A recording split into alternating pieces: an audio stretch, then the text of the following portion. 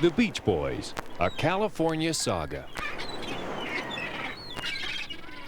Beach Boy Dennis Wilson. What did it feel like at those times to be surfing, sing about it? It was like a dream come true. If everybody had Brian Wilson. Surfing didn't mean that much to somebody, let's say, in, like Chicago, because there's no beach there. The actual sound, I think the reaction was, you can say, pandemonium. Let's go surfing now, everybody's learning how. Come on a safari with me. Come on a safari. Mike Love. All we knew is there was the beach, and there were these girls who were friends, and there were these cars that got you to one or the other or both, hopefully both. And we loved to sing, we loved to harmonize. Dennis Wilson. We just set those times in our lives. Cars, the beach, and the girls, and, And as you get a little older, I guess the lyrics change. The year was 1961. John Kennedy began his new frontier. Astronauts Alan Shepard and Virgil Grissom pioneer America's first voyage into space. Johnny Carson was hosting Who Do You Trust? And Sing Along with Mitch Miller was one of the country's most popular TV shows. Big Bad John by Jimmy Dean, Bobby V's Take Good Care of My Baby, and the Marcells' Blue Moon were all #1 that year. In Hawthorne, California, a modest community in suburban Los Angeles, about 3 miles from the Pacific Ocean, lived Murray and Audrey Wilson and their sons. Murray's unfulfilled dream of being a successful songwriter was about to be realized through his sons, Brian, Carl, and Dennis Wilson. The impact they would have on the music world would still be felt nearly 20 years later. In the next 2 hours, we'll relive the stories and hear the music that shaped the California dream as we present The Beach Boys. Let's go surfing now, everybody's learning how. Surfin' Safari was the Beach Boys' first national hit. It was October of 1962. But the story really begins in 1961, as Brian Wilson remembers. Well, the group, we were brothers, of course, and Mike Love was our cousin, and Al Jardine was a good friend of mine in school. And I think it all started with Al, who was a Kingston Trio fan, and this publisher, a guy named Hyde Morgan, needed somebody to sing a demo for the Kingston Trio. Well, Al didn't want to go down there alone. He was scared, so he brought along the the guys that were to be the Beach Boys, which were Carl, Dennis, myself, and Mike. Well, so happens that week we happened to have written a song called Surfin'. And turns out that that the publisher heard our song Surfin' and just dropped his folk song, and then from there the thing just snowballed. Surfing is the only life, the only way from home. The surf rock movement began as instrumental music by such performers as Dick Dale and the Deltones, the Frogmen, and the Marquettes. It was Joe Saraceno, who produced Surfer Stomp by the Marquettes, that introduced the group to record executive Russ Regan, who explains how the Beach Boys got their name. I got a call one day from Joe Saraceno at Candix Records, and he said these kids came in with this, with their father, with a record that he thought was a smash hit.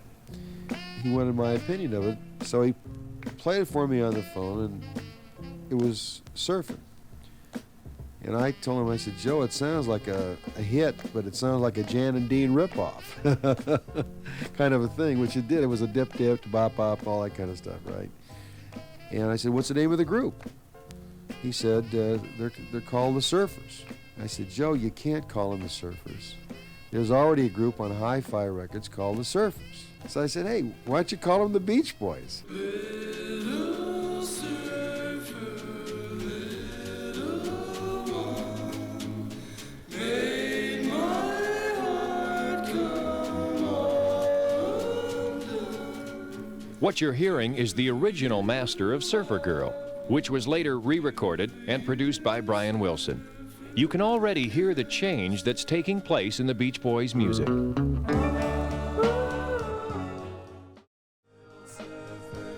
Most of the lead vocals during this era were handled by Brian Wilson and his cousin Mike Love.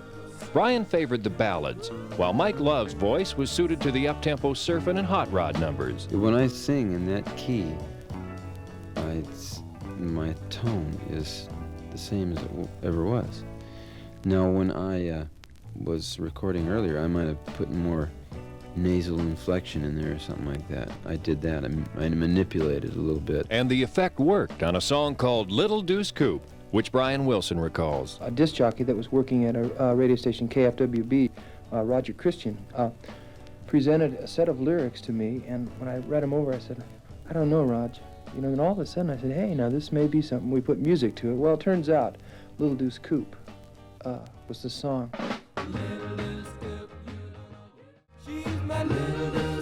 Coming up, Brian Wilson gives away his first #1 song to one of the most popular vocal duos of the 60s.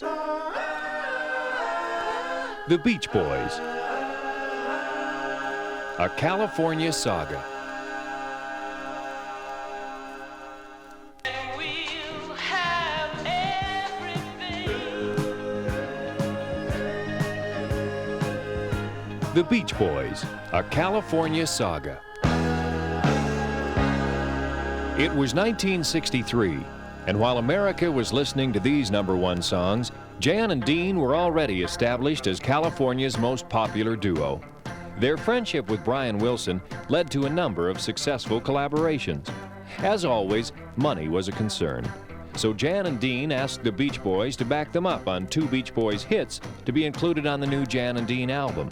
Dean Torrance remembers that session. Brian sat down at a piano and said, you know, I got this other song I'm working on. It might be just perfect for you. I'm kind of tired of it. I only have done about half of it. He sat down and played, you know, about half of, he had like the opening, 2 Girls for Every Boy. He had part of a verse, he had part of the chorus.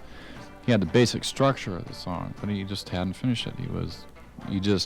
He was working on Surfing USA, which he liked a lot better. So in addition to sharing the writing credits with Jan, Brian Wilson also shared the lead vocal. Anybody that knows Brian's voice can pretty well hear Brian on the record singing, you know, lead along with Jan.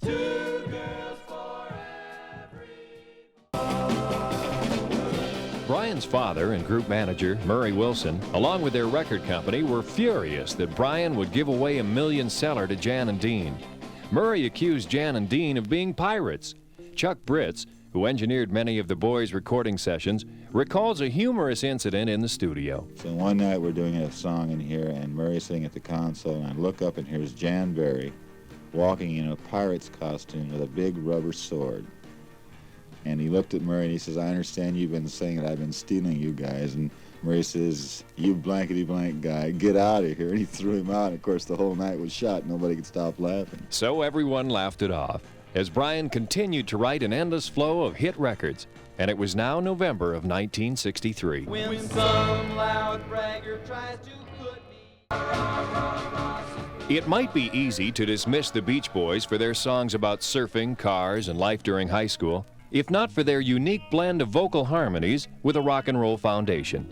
Their biggest inspiration was a pop group that preceded them by a decade, the Four Freshmen. It's a time for joy, a time for tears, a time we'll treasure through the years.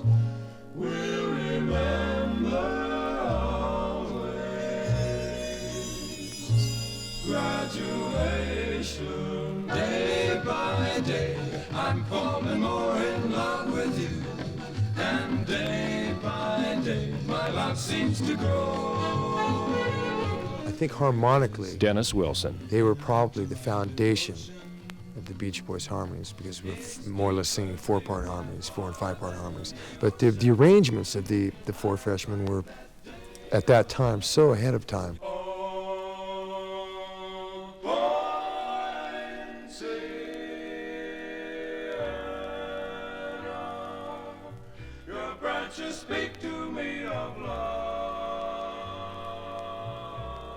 You can hear the similarities between the vocal styles of the Four Freshmen and the Beach Boys.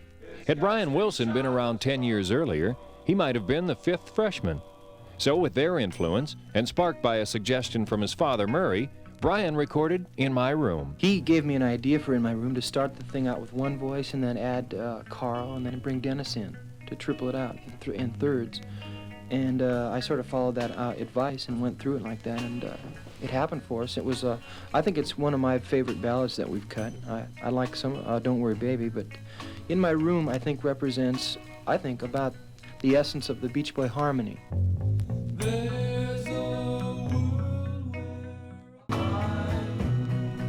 While the Beach Boys' harmonies mirrored the sound of the Four Freshmen, their early guitar style was a tip of the hat to Chuck Berry. For comparison, hear a taste of Johnny Be Good.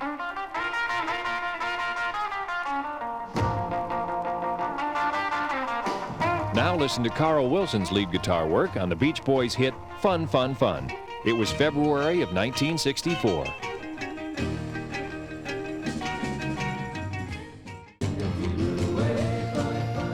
While Carl Wilson was on lead guitar, Mike Love was lead vocalist, with Brian, Dennis, Carl, and Al doing backup vocals. At this point, Brian began to call upon LA's finest session players to help make the best possible Beach Boy records. While Dennis Wilson was the drummer for the group on stage, it was actually Hal Blaine who performed on record. At this point, the Four Seasons were the only real competition for the Beach Boys, and then came the Beatles. It was April and May of '64 when Love Me Do and P.S. I Love You were hits. But the Beach Boys would have their first #1 hit. That's next, as we continue.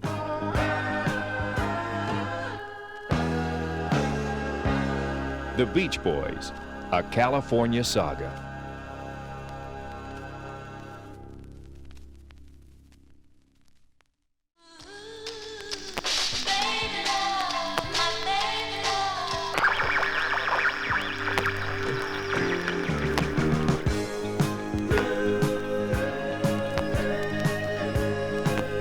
The Beach Boys, A California Saga. It was 1964, and the fans were screaming for the Beatles, the Supremes, and also the Beach Boys. We'd like to say very proudly that because of people like you, this next song we're going to sing sold over 1 million copies for us and was #1 in the nation. Brian Wilson. Sacramento was the hot spot of the whole world for the Beach Boys. Happened to have just been a phenomenon of reaction. The screaming and laughter got so loud that we couldn't even hear ourselves sing. We couldn't hear the guitars and all, and it was a mess. But we managed to do it. When I Get Around was released as a single, the flip side was Don't Worry Baby. While it didn't chart as well due to the overpowering success of I Get Around, Don't Worry Baby has gone on to become a Beach Boys classic and one of their songs most recorded by other artists.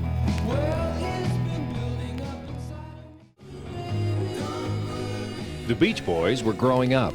The youngest member was Carl, who had just gotten his diploma from high school. The music was growing, leaving images of beach parties and drag races behind. And the songwriting team of Brian Wilson and Mike Love was also growing. See, a lot of people get around some famous person or some enormously creative person, and they get intimidated by it, or they might want to identify with it and sort of coattail on that person's success, and I don't care about that. I just go with Brian with the same attitude that I might have gone over to his house when I was in high school. When I grow up to be a man.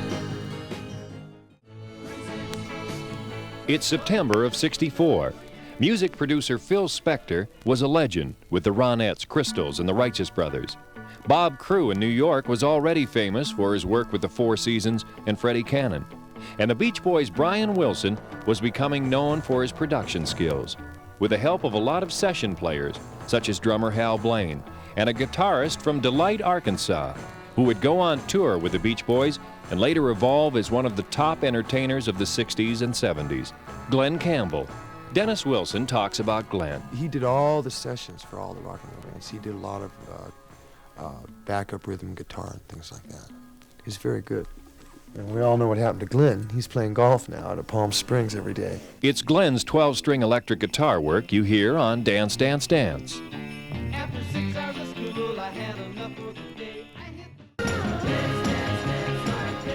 The pressure on Brian Wilson to compose, arrange, and produce 3 albums a year, as well as maintain a hectic touring schedule, had taken its toll. And I had a nervous breakdown, actually, in about December of '64. And I couldn't handle the road and write, so I said, I'll stay home and write you guys hits if you'll get Bruce Johnson, and they did it. Those hits are yet to come, along with more comments from Brian, Dennis, and Mike as we continue.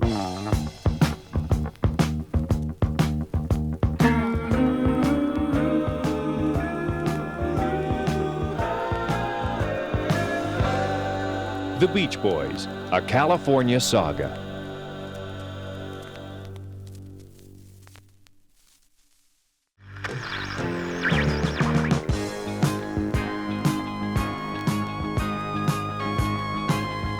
The Beach Boys, a California saga.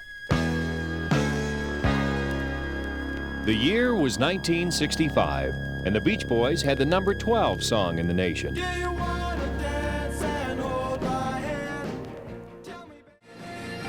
When Brian Wilson announced that he would no longer tour, some of the guys in the group thought this was the end of the Beach Boys. But Carl Wilson pulled everyone together and became their musical leader on the road. This was a turning point for the members of the group. They had to assume more responsibility for the music now. That's why Dennis Wilson appears as the lead vocalist for the first time on Do You Wanna Dance, and Al Jardine sings lead on Help Me Rhonda. Well, since you put me down, I've been up doing in my head. The Beach Boys were hot, and before they could pull all the potential singles from their various albums, other artists would record and release them. So when Brian found out that the Hondells were going to record Help Me Rhonda, he decided to quickly go back in the studio, recut their own album version to a more up-tempo single release. A rather extensive, unauthorized history of the Beach Boys has been written by David Leaf, a journalist from New Rochelle, New York. In his book, David talks about the Beach Boys and the California myth. It was the myth of Surf City, Surfing USA. I get around a sense of freedom, the beaches, the wall-to-wall blondes, 2 girls for every boy. And that was a very idealistic, hedonistic, fun-sounding lifestyle. If it were winter in New York, you knew the sun was still shining in California. I don't know how we knew it, but it was transmitted by the music and the lyrics. So the Beach Boys and Jan and Dean, the music, created a myth that if you came to California, all your problems would be healed by the warmth of the sun. Well, East Coast girls are here. Coming up, many more Beach Boy hits, plus more comments from Brian, Dennis, and Mike, and we'll take a behind-the-scenes look at a hit that was never supposed to happen.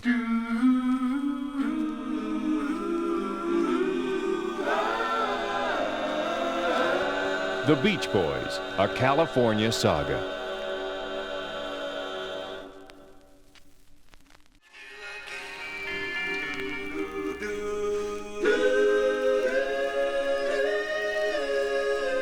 The Beach Boys, a California saga.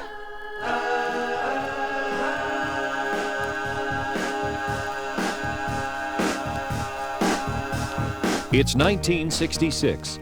Batman is a hot television show, and Star Trek was to follow. The war in Vietnam was all-encompassing during Lyndon Johnson's presidency. Student demonstrations and political unrest was receiving national focus on the 6 o'clock news. And on the radio, the Beach Boys learned that Capitol Records had released a cut from their Party album without letting them know.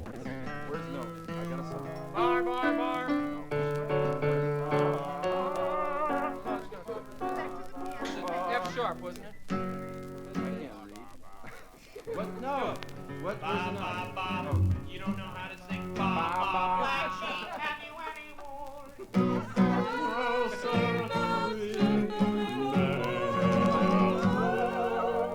Oh, that was beautiful. Ba ba ba ba ba Baran.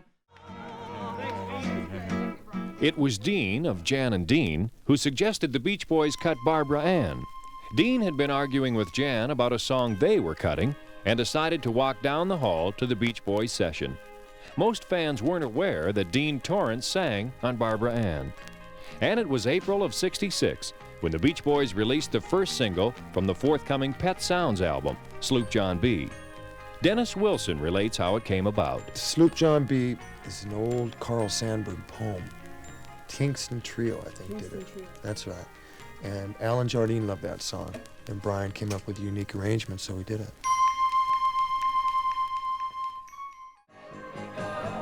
While the Beach Boys were on tour, Brian Wilson was in the studio working on his masterpiece, Pet Sounds.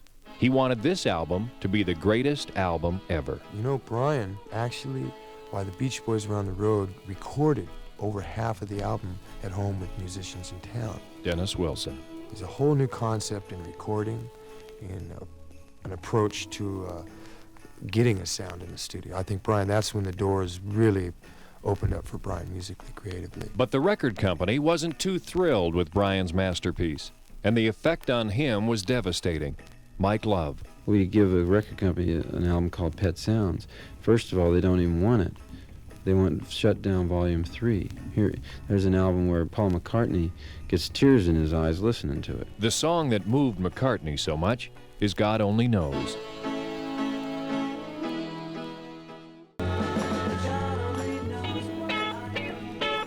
We'll hear some more from Pet Sounds and the Beach Boys' biggest single ever when we continue.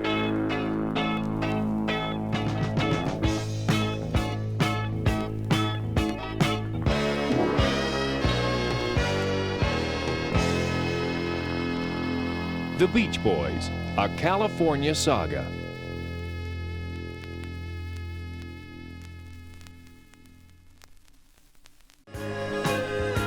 The Beach Boys, a California saga. 1966 moves on. It's the Beach Boys' most important year for music.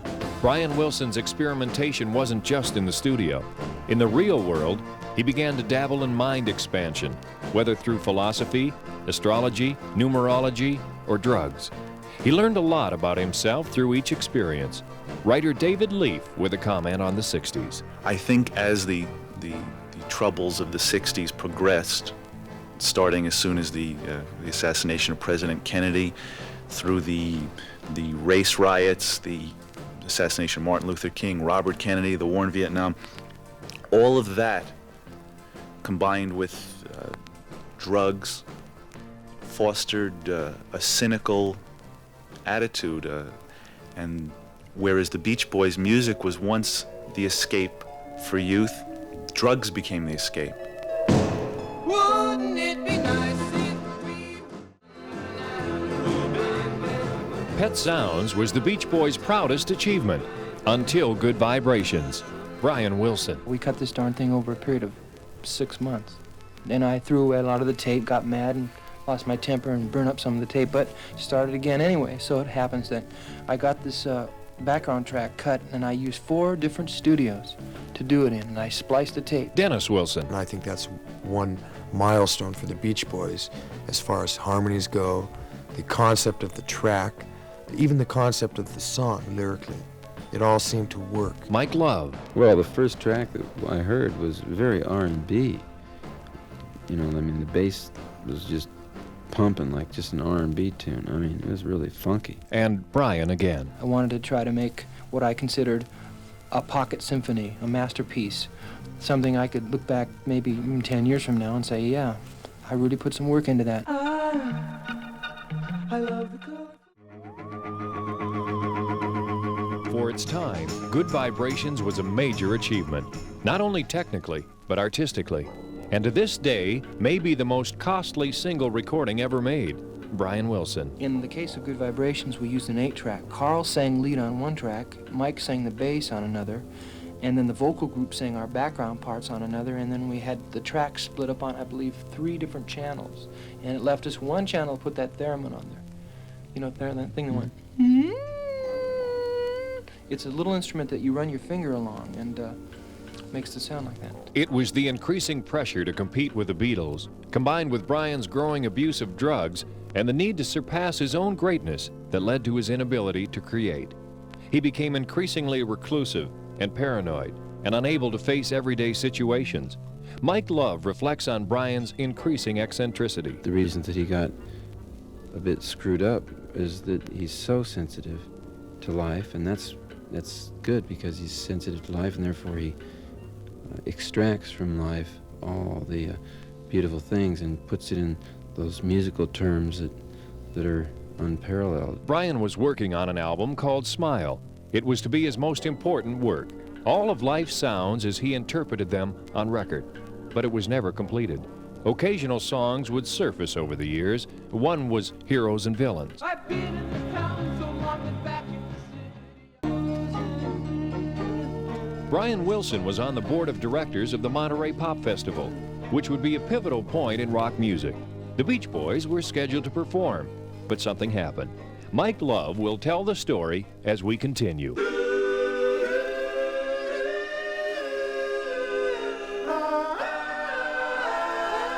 The Beach Boys, a California saga.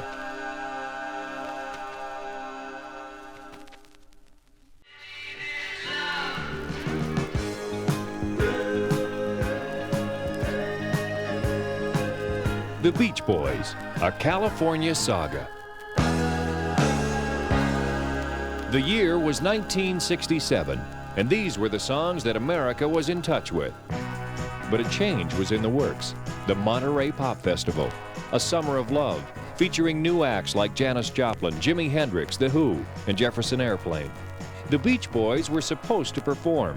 Mike Love tells what happened. We were scheduled to be there, but the group was pretty messed up at the time in terms of, I guess, Carl was going through this draft kind of thing. I forget the exact details, but he was arrested for evading the draft. Bruce and I were ready to go, and I think Brian, I don't know, he was on the board of directors of the thing, but at the last minute the group was so frazzled that they didn't make it to that. During the end of '67, the Beach Boys chartered a new course in their music.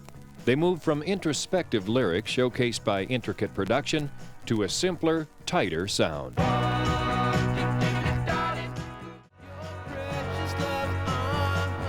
Darlin' was originally conceived as the first single for Three Dog Night, an unknown group. But when the Beach Boys listened to the track, they thought it sounded too good to give away. It's automatic and I'm dark with gold. Do It Again was an attempt by the Beach Boys to recapture their past. The late 60s and early 70s was a difficult time for the group. They had no direction. There were ego problems. They had difficulties with their record companies, with their business affairs, with their image. The main force behind the Beach Boys, Brian Wilson, had become a recluse in his room. I had this little room, and I filled it up with about 1.5 foot of sand. Put my piano in it. My dog spread sand all over the darn house, so I'd picture myself at the beach, kind of at the beach, and didn't work. But the Beach Boys kept performing. Carl and Dennis Wilson, Mike Love, Al Jardine, Bruce Johnston, and Captain Keyboards, Daryl Dragon of the Captain and Tennille. Well, they did ask me to join them. I don't sing, so you gotta be, I figure if you're Beach Boy, you should at least sing. That's how I look at it. So I didn't really want to get into that, so luckily I met Tony right about that time, and that solved my problem. By the mid-'70s, the Beach Boys began to gain acceptance among FM radio listeners. The very audience who lost interest in the group during the late 60s discovered them again with albums like Surf's Up and Holland. And from that album, Sail On Sailor.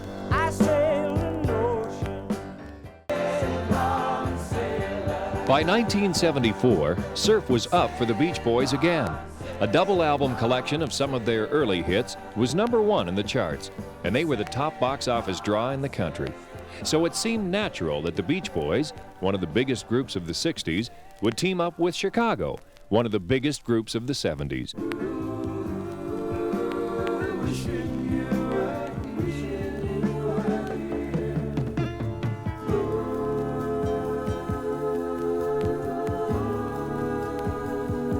The Chicago Beach Boys tour was the hit of the decade. Mike Love remembers. The way it came down was that we would go out and we'd do our show, and we'd get a tremendous audience response. Then after that, they'd come out and they'd do their music, which is great. And then the crowd got off because we were together, It was a fabulous tour musically.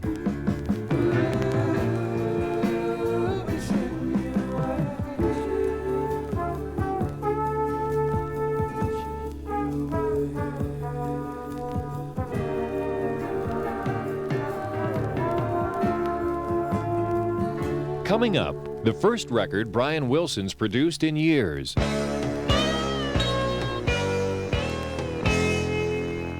The Beach Boys, a California saga.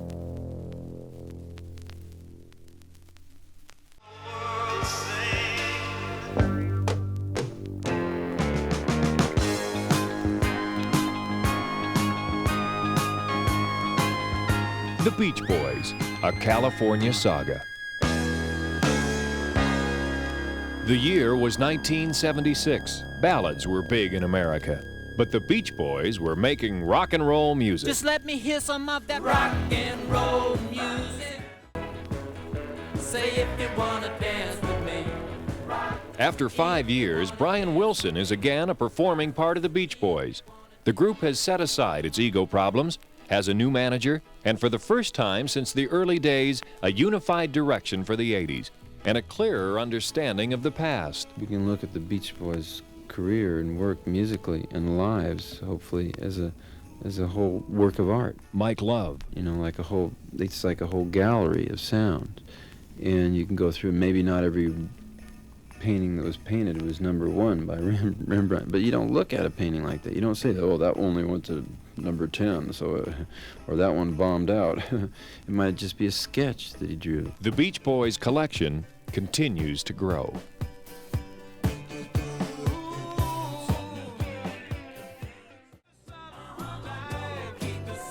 The Beach Boys represent more than just hit songs. Through their music, they created a dream world that each of us could escape to. Good as the good vibes have been through all our music, it's not good enough. Mike Love. Now the Beach Boys have to, in my opinion, take on a leadership role, take on, by example, the issues and so on that affect our very livelihood. Why have the Beach Boys lasted almost 20 years in the music business?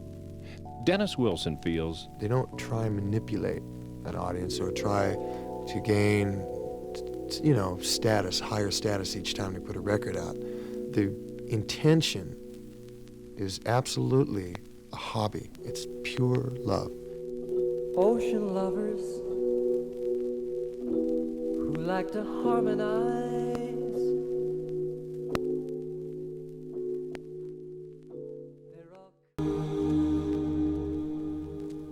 You've been listening to The Beach Boys, a California saga. Our special thanks to the Beach Boys and all of their friends. The Beach Boys Special was produced for the ABC Radio Network by the PH Factor in Hollywood. Executive producer, Jim Hampton. Special writing and research by Jim Pewter and Scott Payton. Custom music by Jody Lyons. This is Don Blue. The Beach Boys, a California saga, is copyrighted 1980 for the sole broadcast use of